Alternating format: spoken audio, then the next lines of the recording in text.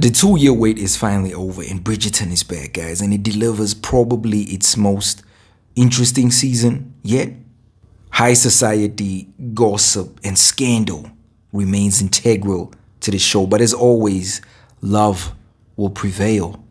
Lady Whistledown returns and she continues to pull the strings from behind the scenes, much to the annoyance of the Queen. So I like that little sparring that's happening between the Queen and Lady Whistledown. It makes things a little more interesting. But before we get into the rest of the show, guys, I just want to say I am not a massive fan of the new model that Netflix is using. The fact that they are splitting a season right down the middle. You know, this is a company that based their model off of binge watching. And you knew when a show was coming out, you could sit down and you can watch the entire season one go. If I'm being honest, it's a bit of a strange one. And the danger of doing this is that you might lose your audience in the process, because part one, you put so much pressure on part one that part one needs to be good. And if part one is not good, the whole thing will just fall apart. And it's very risky business. I understand the demographics. I would have rather gone for the weekly episodes. I feel like that would have worked better in its favor. So I think they shouldn't be afraid to do that. That's the model that most of the other streaming services are using. So don't be afraid to change with the times. If you're not going to use the model that you started off with, then just go in a different direction. Don't do this. This is bad, because it might even get to the point where people will actually forget when part two is coming out. Enough of that, guys. Let's get back to talking about the show. This time around, the story focuses on Penelope and Colin. Now, they have been testing the waters since season one, and it's just been friend zone, deep into the friend zone. I'm talking so deep that there's no way you can get out of it. So nothing has happened so far. But is this their time to shine? Now, Colin returns from his travels with a new air of scumbag about him. I'm just saying, you know, he has this new vigor about him. So Penelope also decides it's my time now. It's time for me to step out of the shadows into the limelight. But that's easier said than done. So she struggles a bit and she's like, you know what? I need help here. And then she enlists Colin to help her find a suitor. But as you all know, things don't always go according to plan, especially when love enters the frame. Yes. What I love about this season is there's a lot of subplots in the mix, and it doesn't necessarily only focus on the duo, because some of those stories are very interesting. And like they did with season one, moving over into season two, the leads in those seasons just fall to the wayside. So if you're expecting to see more of what we saw in season two, then just end it right now. The focus completely shifts, and I love the fact that the show does that. It shows bravery in terms of moving away from the previous season, and that has always worked in the show's favor. The first two episodes are a bit of a slow burner, so it takes a while for things to get going. And in the third episode is where things really kick off. But ultimately, we all know what was going to happen. Episode 4 ends with a massive cliffhanger.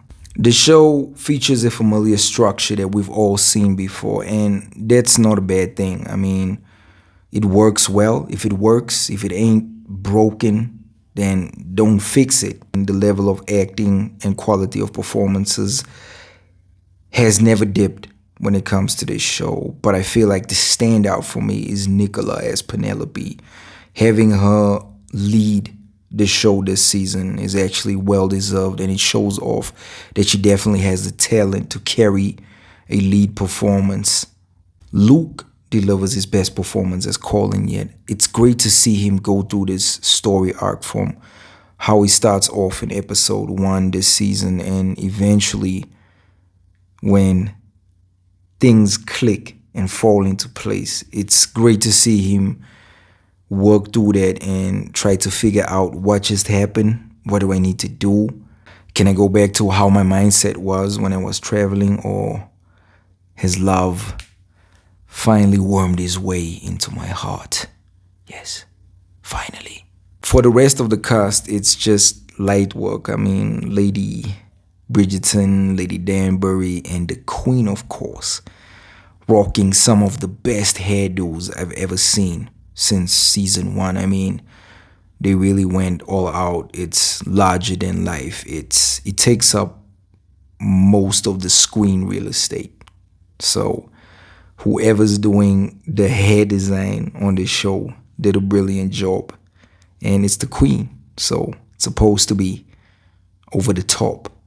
The strength of the show has always been in its production and set design and costumes, and that is on full display. I've always found the show beautiful to look at, and it's so clean and vibrant. The look and the aesthetic of the show is absolutely incredible. That has always been a standout for me. Another standout in the show definitely has to be the music. I am a massive fan of, I don't know who came up with this idea, but taking famous pop songs and adding strings and violins, and wow, that is just incredible. And it worked well in season 1, and it just continues into season 3. Now, there is a scene in episode 4 where they just do a new rendition of a song, and for some reason that song is just stuck in my head. It's a song that irritated me years ago, but this just made it sound good again. So the music is definitely a standout for me, and it's an integral part of the show because there's a lot of pivotal scenes that need that music, that strings, man. The strings are just beautiful, and I can actually talk the whole time about the music, but it might actually be my favorite part of the show, if I'm being truly honest. I have to say, part 1 was pretty decent, and it started off slow, picked up by episode 3, but I still think that season 1 is my favorite. It just came out of nowhere. It felt fresh, it was captivating, it was something new. So we've seen this before. The show is at a point now where you know what to expect. You know what's going to happen. And I feel like I saw the teaser for part 2, and I feel like that is just going to elevate things a little bit because it's going to deal with an important plot line that needs to be solved. It needs to be uncovered. It needs to be revealed, if I can say so. So I definitely see fireworks coming in part 2. And it needs to work because part 1 was a little bit, it wasn't that great. It was just missing something. So I hope things really pick up in part 2 and stop doing this, Netflix. Please don't do this. Don't do part 1, don't do part 2. Just give us the whole season. I mean, you do have the episodes. It's not like you have to go and you have to do reshoots. You can deliver the entire thing day 1. Let's get it over with. Yes. So I enjoy the show, guys. But yes, that's Bridgerton season 3 in a nutshell. Things will get interesting in part 2. It's just that part 1 took it a little slow dancing. Yes, that's what happened here. So that's it for me, guys. Do you guys watch Bridgerton? I'm a fan. I'm not gonna lie. I didn't know that I would like the show that much. I know some of you might be surprised, but like, you watch Bridgerton? Of course I watch Bridgerton, man. I like this show. So comment down below. Let me know what you guys think. Don't forget to hit the like and subscribe button, guys. I will definitely catch you on the next video. And once again, thank you for watching.